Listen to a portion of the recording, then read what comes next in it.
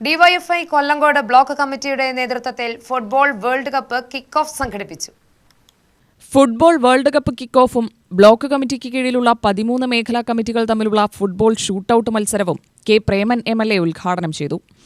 പ്രാദേശികമായി സംസ്ഥാനങ്ങളുടെയും ജില്ലകളുടെയും അതിന് താഴെ വരുന്ന എല്ലാ അതിരുകളും മാഞ്ഞ് എല്ലാവരുടെ മനസ്സിൽ നിന്ന് ലോകത്തെ ഏറ്റവും സമുന്നതരായ കായിക താരമായ ഫുട്ബോൾ രാജാവ് ആരായിരിക്കും, ഏത് ടീമാണ് ജയിക്കുക എന്നതാണ്.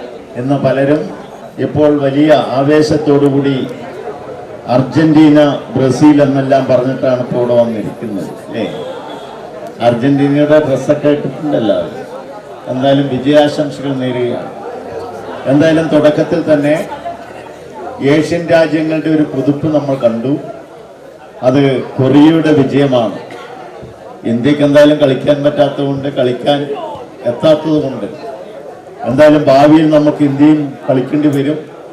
കളിക്കുമ്പോൾ അതിൽ നമ്മുടെ നാട്ടിലെ കുട്ടികളും ഉണ്ടാവട്ടെ എന്ന് ആശിച്ചുകൊണ്ട് ഈ ലോക ഫുട്ബോൾ മത്സരം ഇന്ന് ലോകത്താകമാനം തന്നെ നടക്കുമ്പോൾ ലോകത്താകമാനമുള്ള ഏറ്റവും അധികം ജനങ്ങൾ ആരാധിക്കുന്ന ലോകത്തെ ഏറ്റവും വലിയ കായിക മത്സരമാണ് ലോക ഫുട്ബോൾ എന്നതുകൊണ്ട് തന്നെ ലോകത്തിൻ്റെ മറ്റെല്ലാ ചിന്തകൾക്കും അപ്പുറത്തേക്ക് കഴിവുകൾ ഉള്ളവരുടെ കൂട്ടായ്മ എന്നുള്ള നിലയിൽ 48 രാജ്യങ്ങളും 1248 താരനക്ഷത്രങ്ങളും ഒന്നിച്ചണിനിരക്കുന്ന ലോകത്തിന്റെ എല്ലാ മനസ്സുകളും ഒരുമിച്ച് ചേരുന്ന ഈ മാമാകത്തിൽ ഡിവൈഎഫ്ഐയും പങ്കുചേരുകയാണ്.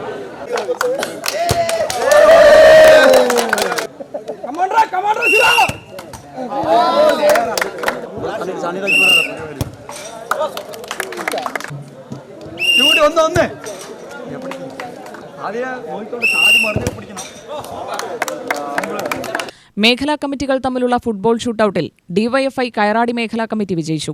2ാം സ്ഥാനം പുതുനഗരം മേഖലാ കമ്മിറ്റിക്കാണ്. വിജയികൾക്ക് അന്തർദേശീയ കായികതാരം PU ചിത്ര ഉപഹാരം നൽകി. M സനിൽ അധ്യക്ഷനായി.